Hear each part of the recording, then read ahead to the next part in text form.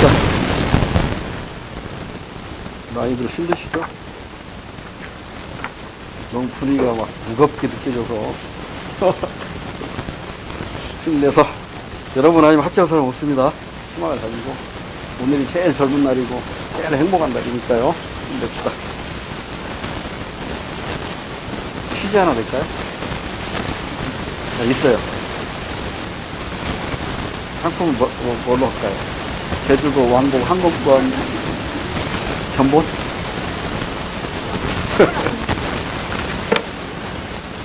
좀 더 피곤해지면 제가 퀴즈 하나 낼게요. 여기 표정이 지금 굉장히 피곤한 표정입니다.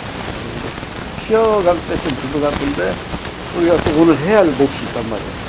조금만 더 한번 해보고 힘들면 제가 상품을 걸고 퀴즈 하나 낼게요. 근데 맞추는 학생들이 없었어. 그 퀴즈를. 그렇게 제가 자신있게 내는 거예요. 여기서 또 맞출 수 있을지도 몰라요. 일단 우리 문제 몇 개 더 풀어봅시다. 18번으로 가야 되죠. 다음 사례에 관한 설명으로 옳지 않은 거 넘어가 보니까 사학재단을 운영하는 철수는 불치의 질환으로 인하여 생명이 얼마 남지 않았음을 알고 혼자서 자신의 재산 10억 중 8억을 사학재단에 기증하는 내용의 유언장을 손으로 써서 날인하여 금고에 보관했다. 유증이라고 하죠, 이걸. 법인은 상속 대상이 아닙니다. 상속은 일정한 신분관계에 있는 자연인에게만 할 수 있어요. 법인에 대해서는 상속을 할 수가 없어요. 그래서 법인에게 재산을 물려줄 때 유언으로 유증하는 거예요. 근데 유증과 항상 같이 따라다니는 게 유류분이라는 거예요. 그러니까 가족들한테 물려줄 재산을 법인한테 줘버리니까 가족이 열받는 거잖아요. 우리 가족목 달라. 그게 유류분 제도라고요. 이 유류분 제도도 생긴 지 얼마 안 돼요. 2008년에 새로 들어온 것이기 때문에 옛날에는 그냥 유언으로 내 재산 전부 보험원에 줘라 하면 그걸로 끝났다고요. 가족한테 못 들어갔다고. 근데 지금은 가족목 주기로 문자로 배정이 됐단 말이에요. 일단 유언장을 손으로 써서 날인하고 금고에 보관했네요. 손으로 썼으니까 잡힐 증서겠죠. 또 날인 도장 찍었으니까 일단은 큰 문제는 없네요. 만약에 날인하지 않고 그냥 서명만 했다면 이건 효력이 없어요. 잡힐 증서는 반드시 날인 도장을 찍어야 되니까요. 철수는 영수에게 1억 원 빚이 있으며 철수의 가족으로는 철수의 어머니와 처 그리고 미혼의 딸이 있다. 어머니는 아무 의미 없어요. 직계 비속과 비속이 있을 때는 직계 존속은 상속 대상이 아니란 말이에요. 자, 일단 1번부터 맞는 거 고르라고 했어요. 옳지 않은 거구나. 옳지 않은 거구나. 힘든 거. 철수의 유언장 작성 행위는 잡힐 증서에 의한 유언으로 법률상 유효하다. 맞다고 봐야겠죠? 자기 손으로 써서 날인했다고 했으니까. 날인이 없었다면 무효구나. 날인이니까 유효하다. 일단 2번 맞고요. 2번 철수는 그가 작성한 유언장의 내용을 변경하거나 유언을 초래할 수 있다. 맞습니다. 언제든지 유언은 고칠 수 있어요. 제일 마지막에 작성한 것이 법적 효력을 갖는 것이죠. 2번도 맞고 3번 철수의 유언은 철수가 유언장을 작성한 때부터 효력이 생기는 게 아니고 사망 즉시 유언의 효력을 받습니다. 유언의 효력은 사망 즉시 발생하는 것이지 작성한 때에 발생하는 게 아닙니다. 틀리네요. 3번은 기본적으로 정답이고요. 4번 공부거리. 철수가 사망하면 철수가 영수에게 진 빚은 상속재산에 포함됩니다. 상속재산은 적극적 재산뿐만 아니라 소극적 재산까지도 포함돼요. 따라서 소극적 재산이 많을 때는 어떻게 해요? 한정승인하고 그래서 한정승인이죠. 한정승인은 적극재산과 소극재산이 얼마나 되는지를 모를 때는 소극재산 해봐서 있으면 받고 없으면 안 받겠다. 이게 한정승인이고 확실하게 소극재산이 많아요. 빚이 많아. 그럼 받으면 안 되죠. 포기해야 돼요. 근데 포기는 한 사람이 포기하면 모두 상속 포기 그런 게 모든 사람이 있는 게 아닙니다. 가족 모두가 있는 게 아니에요. 포기한 사람만 되는 게 있어요. 그러니까 포기 안 하면 또한테 되는 거예요. 그러니까 포기할 때 다 포기해야 돼. 가족 모두 포기해야 되지. 어느 한 사람만 엄마가 대표로 포기가 아니야. 자녀도 포기했어야 돼. 그 정도까지는 아니고 생기는 거고요. 그 다음에 19번으로 가볼까요? 국제사회를 보는 두 가지 관점. 힘의 논리를 강조하는 현실주의 정서하고 개몽사상에 바탕을 두고 국제법을 쓰는 국제주의를 제시하는 자유주의. A 관점을 보니까 국제관계를 지으라는 법이나 도덕성의 국제규범이 확립되면 모든 개인이나 국가는 이를 준수할 것이다. 이정도죠. 자유주의적인 인간주의 관점입니다. 이거는 두 관점은 확실히 현실주의 관점이니까 인간이나 국가는 이기적이어서 국제 질서는 힘으로 유지할 수밖에 없고 힘에 의한 평화만 있을 뿐이다. 그래서 우리 하나 또 짚고 넘어갈 때 어떤 관점이든지 국제평화 유지를 위한 전략이 다르죠. 그 힘의 논리를 강조하는 현실주의 관점에서는 국제평화 유지를 위해서는 힘이 있어야 돼요. 힘. 세력, 이전 전략, 세력, 이전 전략. 그 다음에 자유주의, 이상주의 입장에서는 여기 일단 한번 보여주세요. 일단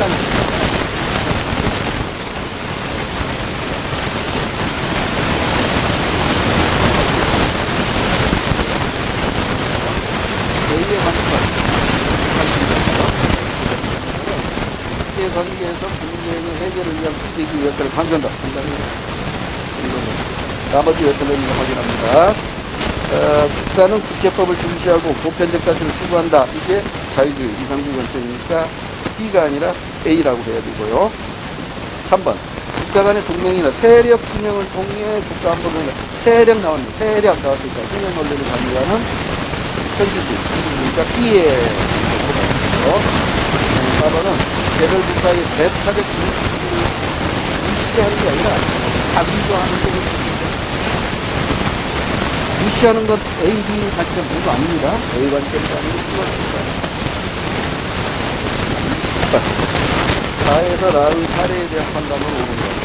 값은 우연히 도박판에 끼었다가 지는 바람에 A에게 빚을 지게 되었다. 도박이죠. 도박인데 이게 좀 논란이 될 수 있는데요. 우리 고등학교 수준에서는 이것도 교과가 될 수준에서는 도박이라는 것은 법으로 금지되어 있는 것이죠. 불법행위, 불법행위란 말이에요. 이로 인해 발생한 채권 때문에 법률상 효력이 없는 것으로 봅니다. 원칙이 그래요. 이게 조금 깊게 들어가면 또 달라질 수 있는데 우리 시험은 거기까지 안 나올 테니까 일단 불법적인 도박으로 인한 채권 채무 관계는 무효다 이렇게 생각하세요. 그 다음에 그럼 1번에 보면 값은 A에게 빚을 갚을 의무가 없다. 정답이죠? 원칙이 그래요. 그 다음에 이제 나머지 한번 공부 그려봅시다. 미성년자인 을은 B에게서 중고 오토바이를 100만원에 구입하였다. 을은 B가 성년자인지 의심하자 군대를 갔다 온 척 적극적으로 속여서 성인 줄 알았다면 취소권이 배제가 됩니다. 취소권 배제. 2번에 을은 오토바이 매매 계약을 취소할 수 없어요. 이건 사술에 의한 성인임을 믿게 했기 때문에 취소권이 배제가 됩니다. 그 다음에 다번은 성년인 병과 C는 혼인할 의사가 없이 혼인신고를 하였다. 무효입니다. 무효. 그러니까 3번 병은 C와의 혼인은 법률로 보호 못 받아요. 마지막 4번 미성년자인 정과 D는 부모의 동의를 얻어 혼인 후 부동산 구입 계약을 체결했습니다. 이건 성인 의제 규정이 적용되죠. 성인 의제니까 이때 의제는 추정이라고 했어요, 간주라고 했어요. 간주라고 했어요. 그러니까 한 번 성년은 영원한 성년이야. 그러니까 혼인 신고하는 즉시 미성년자지만 성인의 대우를 해주고 이혼하더라도 미성년자로 돌아가지 않습니다. 성년으로 유지되고요.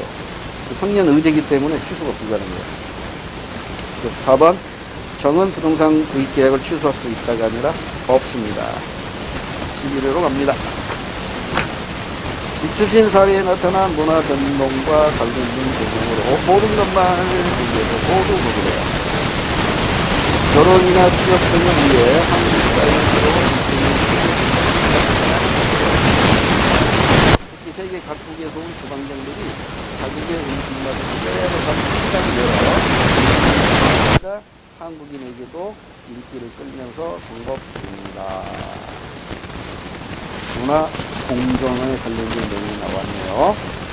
지역번 직접 접하죠. 직접 와서 지금 보니까 이주인이 들어와서 자국의 음식 식당을 열었으니까 직접 전파, 지역권 맞고요. 자극 전파는 아니죠. 자극 전파는 발명과 연문제고요.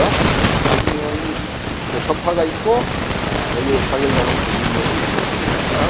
1번 수가는 자발적인 문화적으로 맞고 문화 공정도 맞고 문화적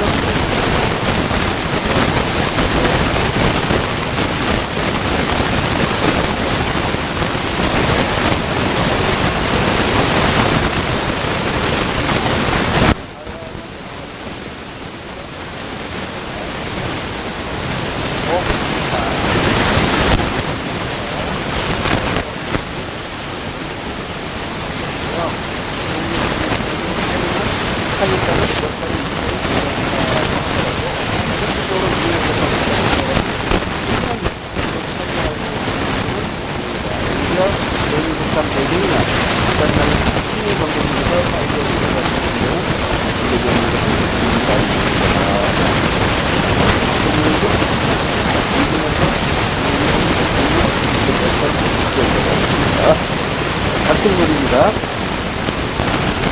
사회 전문 모습이 일단 일부 있다.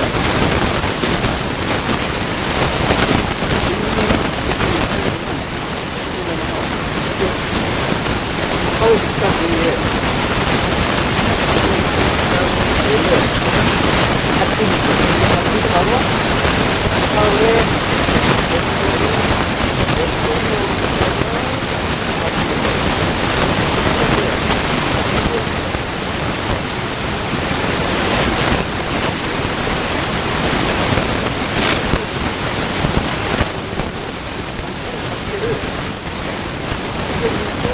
정기적인 상황인데 각국보다는 안정 환경으로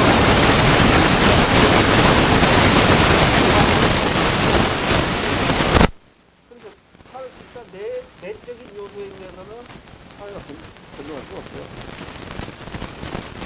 그렇죠? 자극이 있어야겠죠? 일적 자극이 있어야 사회 변동이 된다고요. 그러니까 갈등론에서는 사회 변동의 원동력이 사회 내부에 있다고. 근데 기능도는 위부에 있다. 이것도 시험 문제에서 많이 언급되는 것이니까요. 자, 이렇게 얘기해 보세요. 자, 1번 그래서 1번은 기능론의 입장이기 때문에 갈등론 아닙니다. 틀렸고 2번 학교 교육은 계층 재생산의 기능을 수행하고 있다.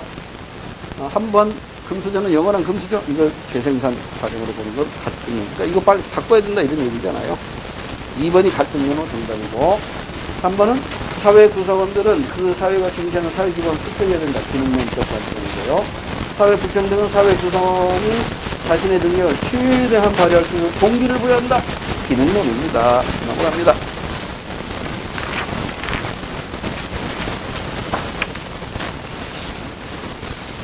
저는 각국의 부모 세대와 자녀 세대의 주관적 계층 의식과 소득에 따른 실제 계층 구성비를 나타내는 것이다.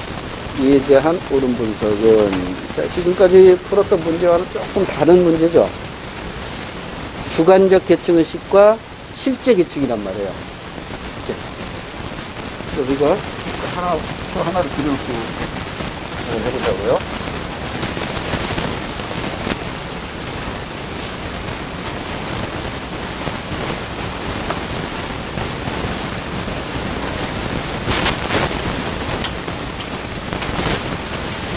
위에 표시된 게 주관적 계층이고요.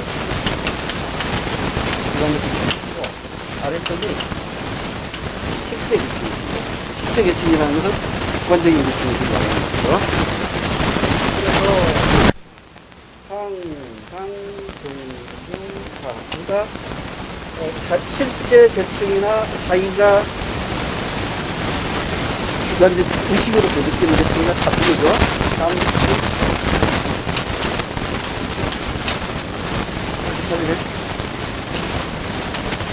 그러니까 이것은 실제 계층이나 의식적인 계층이나 같은 거야. 그러면 아래는 뭐예요? 이 아래쪽은 3, 4, 12. 3, 4, 이건 뭐냐면, 주관적으로는 상인데, 실제는 주기나 하라고. 그러니까, 이건 의식적인 것이 실제 계층보다 높은 거야.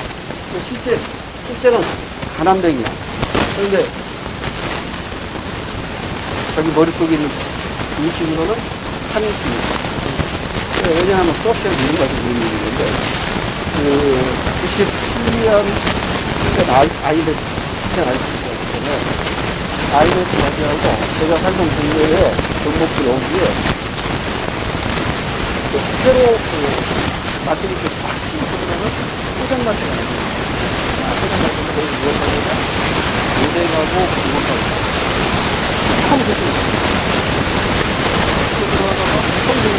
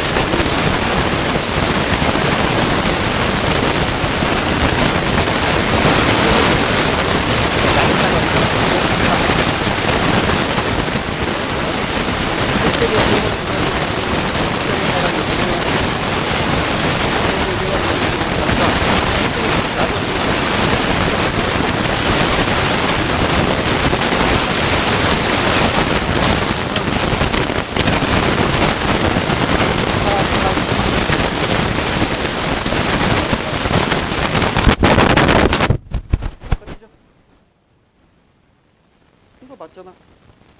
2번 정답이야. 2번 정답. 3번은 공부거리를 확인해 봅시다.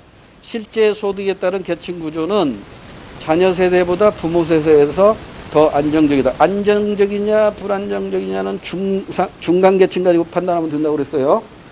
그러니까 실제 소득이니까 부모는 35, 자녀는 40이네요.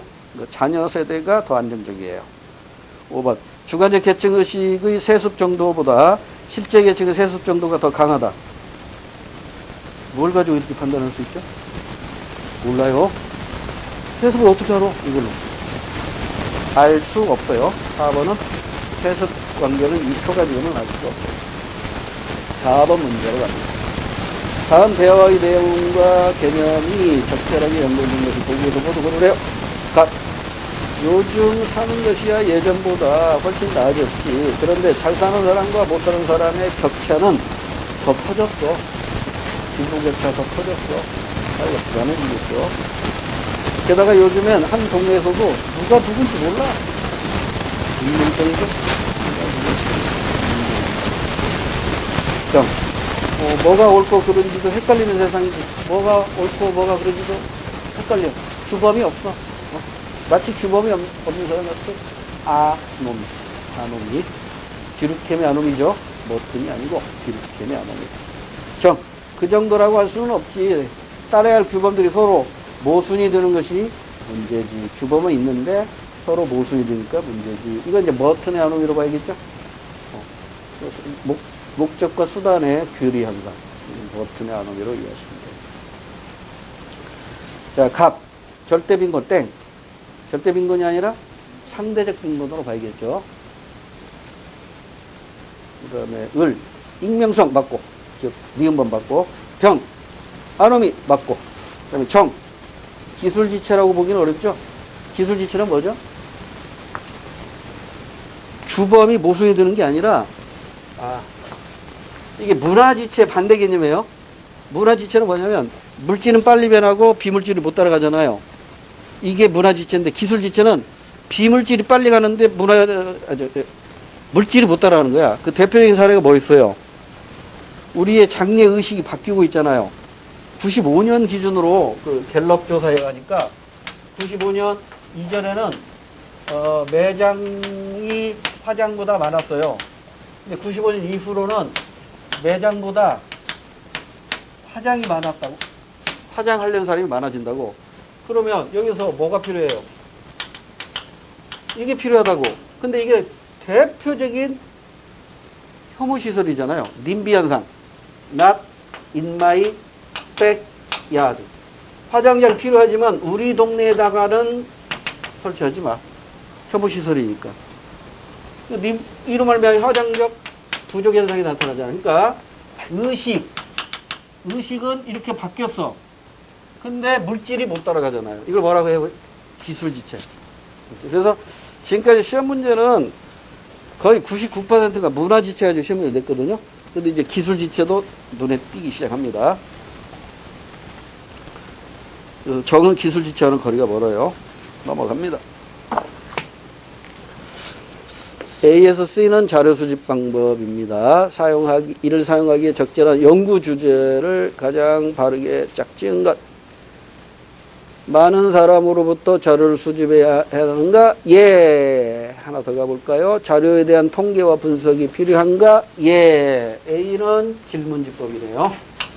그죠? 질문지법 확인했고, B와 C로 확인하면 되죠. B. 아니오에서 연구 대상자와의 의사소통이 반드시 필요한가? 예. 깊이 있는 정보를 얻고자 하는가? 예. 심층 면접법이죠. 심취라반은 주로 생략을 합니다. 면접법. C는 실제성 있는 자료를 수집해야 하는가? 실제성 하면 더 볼 필요 없잖아요. 실제성. 따끈따끈한. 현장에서 바로 얻는 자료 수집이니까 참여 관찰법이에요. 자, 그럼 여기서 우리는 이렇게 분석할 수 있죠. 얘는 양적 자료죠. 얘 둘은 질적 자료죠. 양적 자료는 표준화되어 있고 구조되어 있죠. 질적 자료는 비표준화. 표준화되어 있지 않고 구조화되어 있지도 않아요. 그리고 이 모두 공통점 뭐예요? 1차 자료입니다. 그럼 1차 자료와 비교되는 2차 자료에 뭐가 있죠? 문헌연구법. 2차 자료에 해당되는 게 문헌연구법이 있는데 1차 자료에 빠진 거 하나 있네요. 양적 자료로 빠진 게 실험 프로젝트. 실험 프로젝트 빠져 있는 겁니다. 1차 자료로 4가지, 2차 자료 1가지. 이게 어디 갔어요? 아, 그 옆에 있구나.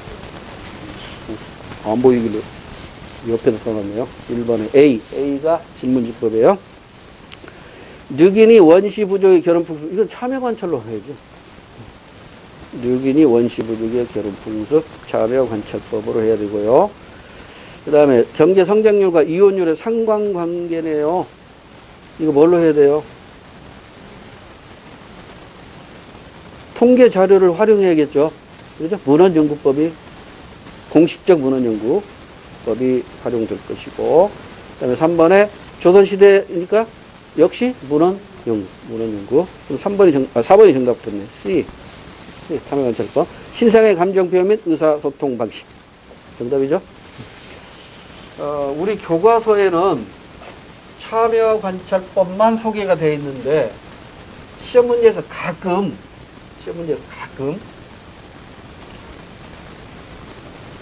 얘하고 비교할 것으로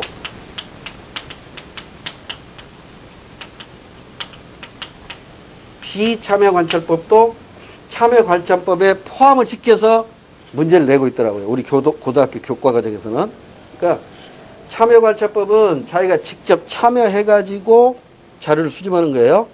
비참여관찰법은 직접 참여를 하지 않아요. 그러니까 여기 보니까 신생아의 감정 표현 및 의사소통 방식은 자기가 직접 참여하는 거예요? 참여 못하는 거예요. 엄밀히 말하면 이건 비참여관찰법이라고. 그럼 참여관찰법은 뭐냐? 직접 참여하는 것이니까, 이를테면 예전에 수능 문제 하나 설명을 드리면, 그 대학 교수가 2가지 사례를 내요. 대학 교수가 농촌에서 농한기에 농민들이 어떻게 이 시간을 보내는가, 이걸 참여관찰법으로 관찰한다는 거예요. 그러면 참여관찰하면 자기가 농부가 돼야겠죠. 농부가 되어서 관찰하는 게 참여관찰법이라고요. 근데 농부가 된 게 아니라 마을 회관에서 농민들이 어떤 활동을 하는가, 이걸 쳐다보는 거야. 그러니까 이거 참여관찰이에요, 비참여관찰이에요? 비참여관찰이라고. 근데 이 비참여관찰법에서 이제 문제가 되는 건 뭐냐면, 내가 참여는 하지 않지만 내가 이런 것을 조사한다는 것을 공개할 때 하고, 공개하지 않고 할 때, 공개할 때는 도덕적으로 문제가 돼야 안 돼요. 도덕적인 문제는 없죠. 그러나 자료의 신빙성은 없어요.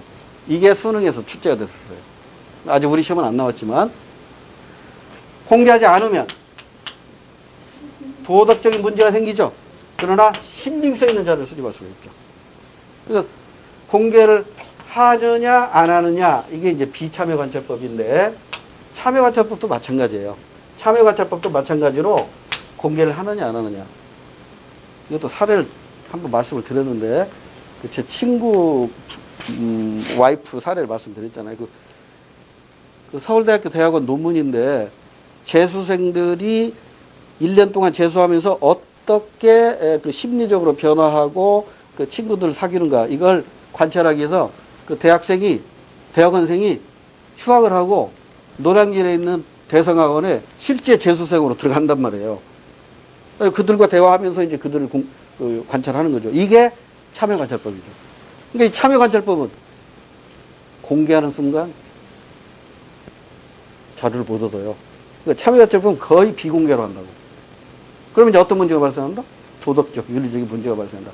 이런 것들도 시험 문제에서 언급이 되더라고요. 그러니까 이 정도까지만 알고 가면 될 것 같아요. 자, 이제 6번으로 갑니다. 6번. 많이 봤던 것 중에 하나죠. 이거 능숙하게 풀어야 됩니다. 자, 6번. 그래프는 고용률과 실업률, T1에서 T2 변화. 옳은 걸 고르래요. 경기활동 인구는 변함이 없다. 그러면 이런 문제 풀 때는 이거 그려놓고 풀으라고 했잖아요. 자, 생산 인구, 경, 비, 시, 실. 이렇게 그려놓고 풀어야 된다고. 자, 경기활동 인구 변함이 없다. 이번에는 얘가 고정됐네. 대부분의 시험 문제에서 얘를 고정시켜 주거든요. 근데 얘를 고정시켰어. 그럼 얘는 이제 변한다는 거죠. 얘가 고정됐으니까 얘가 변함에 따라서 얘도 변하겠죠. 15세 이상. 근데 지금 고용률은 일정해요. 고용률이 뭐죠? 그렇죠. 얘를 분모로 해서 얘가 분자가 되는 게 고용률인데 이 고용률은 고정돼 있다고. 고용률 고정돼 있어요.